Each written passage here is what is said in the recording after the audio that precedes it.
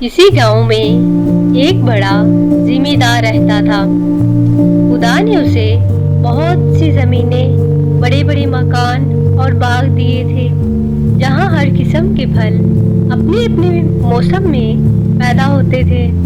गायें और भैंसों के अलावा उसके पास एक अच्छी किस्म का बैल और अरबी घोड़ा भी था। बैल से खेतों में हल चलाने का काम लिया जाता और गधे पर सवार होकर जिम्मेदार इधर उधर सैर को निकल जाता। एक बार उसके पास कहीं से घूमता फिरता एक फकीर निकल आया। जिम्मेदार एक रहमदिल आदमी था। उसने फकीर को अपने यहाँ ठहराया, उसके खाने पीने और आराम से रहने का बहुत अच्छा इंतजाम किया। 2-4 दिन बाद जब वो फकीर वहां से जाने लगा, उसने जिम्मेदार से कहा, चौधरी, तुमने मेरी जो खातिरदारी की है, मैं उसे कभी नहीं भूलूंगा। तुम देख रहे हो कि मैं एक फकीर हूँ। मेरे पास कोई ऐसी चीज नहीं जो तुम्हारी खिदमत में पेश करूँ। हाँ, मैं जानवरों और हैवानों की बोलियां समझ सकता हूँ। तुम चाहो तो ये इल्म मैं तुम्हें सिखा सकता हूँ, लेकिन तुमको मुझसे एक वादा करना होगा कि तुम ये वेद कभी किसी को नहीं बताओगे।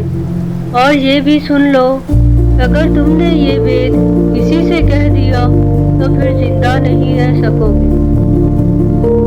बाबा, मैं तुमसे वादा करता हूँ कि मैं ये वेद कभी किसी को नहीं बताऊंगा और तुम्हारा ये एहसान उम्र भर याद रखूंगा। खैर, फकीर ने उसे जानवरों और हैवानों की बातें समझाने का इल्म सिखा दिया और चला गया।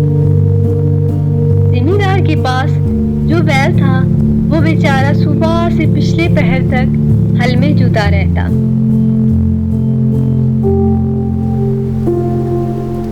शाम को जब वो घर आता तो उसके खाने के लिए भूसा डाल दिया जाता, लेकिन गधे को सबज घास खाने को मिलता।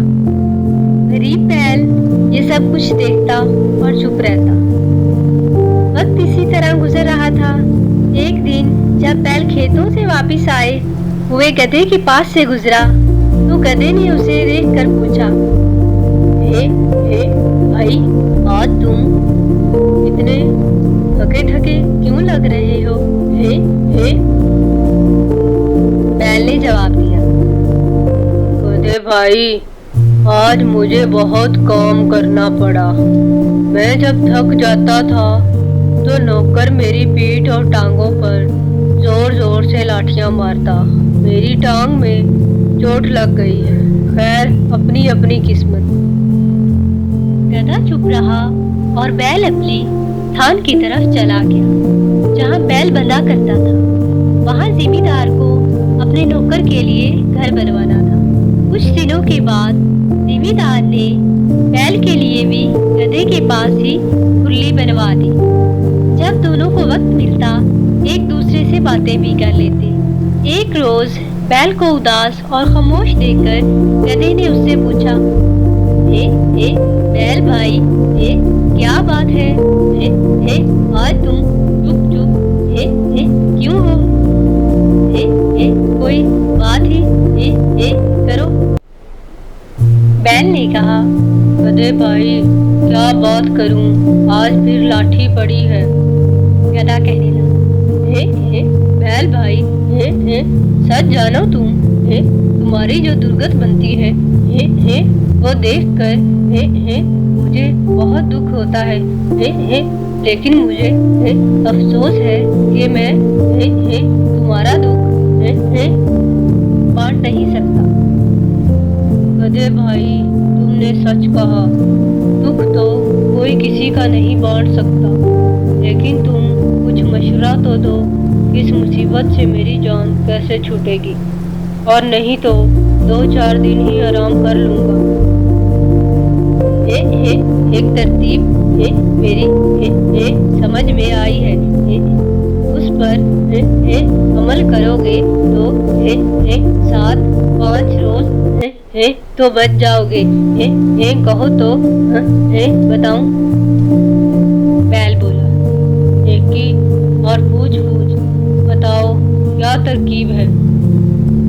गधे ने बताया, तुम ये करो कि जब हल वाला तुम्हें हल में जोतने के लिए लेने आए तो आंखें बंद करके खड़े हो जाना। तो तुम्हें खींचे तो तुम 2 कदम चलना और ठहर के गर्दन डाल देना। फिर अगर उसे सहम ना आए और खेत पर ले ही जाए तो काम ना करना और जमीन पर बैठ जाना। कैसा ही मारे पीटे हरगिज ना उठना। फिर वो तुम्हें घर ले जाएगा। घर लाकर तुम्हारे आगे चारा डाले तो खाना ना, एक तरफ मुंह कर लेना और उसे सूंघना तक नहीं। घास दाना ना खाने से एक कमजोरी तो जरूर आ जाएगी, पर कुछ दिन आराम मिल जाएगा, क्योंकि बीमार जानवर से कोई मेहनत नहीं लिया करता।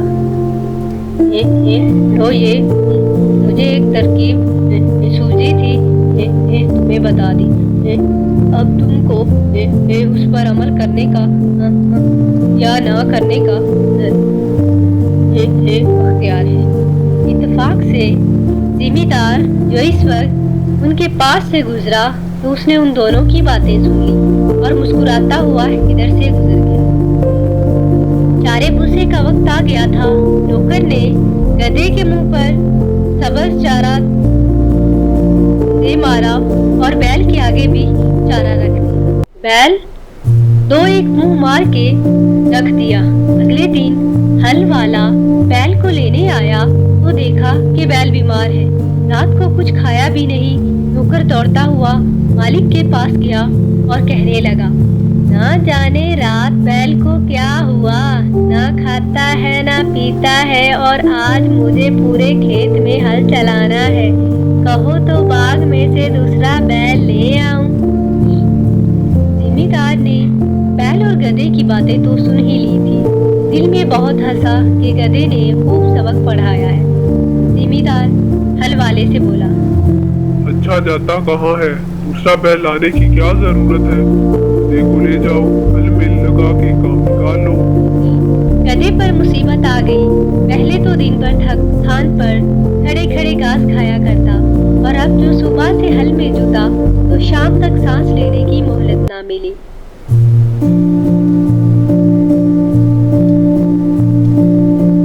सूरज डूबने के बाद जब गधा लौटकर अपनी थान पर आया तो बैल ने उसका बहुत शुक्रिया अदा किया और कहने लगा, भैया तुम्हारी मेहरबानी से आज मुझको ऐसा सुख मिला कि सारी उम्र कभी नहीं भूलूंगा। खुदा तुमको खुश रखे। गधा कुछ ना बोला और इस सोच में था कि अगर 2-4 दिन यही हाल रहा तो मेरी जान ही चली जाएगी। अच्छी नेकी की कि अपने आप को मुसीबत में फंसा लिया। दूसरे दिन फिर हल वाला गधे को ले गया और शाम तक उसे हल में लगाए रखा। जब गधा थका हारा वापस आया तो बैल ने भी उसका शुक्रिया अदा किया और खुशामद की बातें करने लगा। गधा कहने लगा, इन बातों को रहने दो। आज मैंने मालिक की बात जबान से एक ऐसी बुरी खबर सुनी है, मेरे रंगूटे खड़े हो गए। खुदा तुमको अपनी हिफाजत में रखे। बैल ने कान खड़े करके पूछा, गधे भाई सुनाओ, तुम मेरा तो दिल धड़कने लगा है। गधा बोला, क्या सुनाऊं? मालिक हल वाले से कह रहा था कि अगर बैल ज्यादा बीमार हो गया है, उठने के काबिल नहीं रहा तो कसाई को बुलाकर उस पर छुरी चलवा दो। बैल कसाई के नाम से कांप उठा और कहने लगा, फिर तुम ही कुछ मशवरा दो कि मैं क्या करूं। गधा बोला, मैं तो میں تمہاری بھلائی چاہتا ہوں۔ اب میرا مشورہ ہے کہ تم کھڑے ہو جاؤ، چارہ بھوسا کھانے لگو۔ صبح کو جب ہل والائے تو خوشی خوشی اس کے ساتھ جا کر کھیتوں میں ہل چلاؤ۔ یہ باتیں بھی زمیندار چھپا ہوا سن رہا تھا اور دونوں کی باتوں پر اسے دل ہی دل میں بہت ہنسی آ رہی تھی۔ جان جانے کے ڈر سے بیل نے پھر گدھے کے مشورے پر عمل کیا، چارے کی ساری دانت صاف کر دی اور اچھلنے کودنے لگا۔ صبح ہوئی تو زمیندار اپنی بیوی کو ساتھ لے آیا، بیل کے تھان پر پہنچ گیا۔ بیل نے جو اپنے مالک کو دیکھا تو اچھلنا شروع کر دیا۔ اتنے میں ہل والا بھی آ گیا۔ اس نے بیل کو بالکل تندرست پایا، کھول کر لے گیا اور اس سے ہل چلواتا۔ بیل اسی طرح دم ہلاتا اور اکڑتا ہوا چلا کہ مالک کو بے اختیار ہنسی آ گئی۔ زمیندار کی بیوی جو اس کے پاس کھڑی تھی بولنے لگی، تم کیوں ہنسے؟ ہنسی کی تو کوئی بات نہیں تھی۔ زمیندار نے جواب دیا، ایسی ہی ایک بھید کی بات ہے جو میں نے سنی اور دیکھی، اس پر میں ہنس پڑا۔ بیوی بولی، مجھے بھی وہ بات بتاؤ۔ زمیندار نے کہا، وہ بتانے کی بات نہیں ہے، اگر بتاؤں گا تو مر جاؤں گا۔ تم جھوٹ بول رہے ہو، تم مجھ پر ہنسے تھے۔ زمیندار نے بہت سمجھایا کہ نیک بخت، تم پر میں کیوں ہنسوں گا؟ تم کو تو وہم ہو گیا ہے، اگر مرنے کا ڈر نہ ہوتا تو ضرور بتا دیتا۔ مگر وہ کب ماننے والی تھی، بولی، جاؤ مر جاؤ یا جیو، میں تو پوچھ کر ہی رہوں گی۔ جب بیوی کسی طرح نہیں مانی تو زمیندار نے سارے پڑوسیوں کو جمع کیا اور سارا قصہ سنایا کہ میری بیوی ایک ایسی بات کے لیے ضد کر رہی ہے جسے ظاہر کرنے کے بعد میں مر جاؤں گا۔ لوگوں نے اس بیوی کو بہت سمجھایا اور جب وہ نہ مانی تو اپنے اپنے گھروں کو چلے گئے۔ زمیندار لاچار ہو کر وضو کرنے لگا کہ بھید کھلنے کے بعد ویسے سے پہلے 2 نفل پڑے۔ زمیندار کے ہاں 1 مرغا اور 50 مرغیاں پلی ہوئی تھی اور ایک کتا بھی تھا۔ زمیندار نے جاتے جاتے سنا کہ کتا مرغے پر بہت غصہ ہو رہا تھا کہ کم وقت تم کہاں مرغیوں کے ساتھ ساتھ بھاگتے رہتے ہو، ہمارے آقا کی تو جان جانے والی ہے۔ جس پر مرغے نے اسے کہا، کیوں بھائی، اس پر ایسی کیا آفت آ پڑی جو اچانک بننے کو تیار ہو گیا؟ کتے نے ساری کہانی مرغے کو سنائی۔ مرغے نے جو یہ قصہ سنا تو بہت ہنسا اور کہنے لگا، ہمارا مالک بھی عجیب بے وقوف آدمی ہے، بیوی سے ایسا دبا بھی کہ مرنے جا رہا ہے اور اس کی بات نہ ٹالے۔ مجال ہے جو کوئی مرغی میرے سامنے سر اٹھائے۔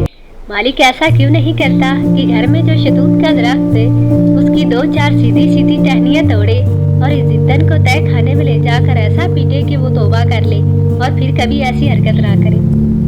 زمیندار نے مرغے کی یہ بات سن کر شہتوت کی ٹہنیاں توڑی اور انہیں تہ خانے میں چھپایا۔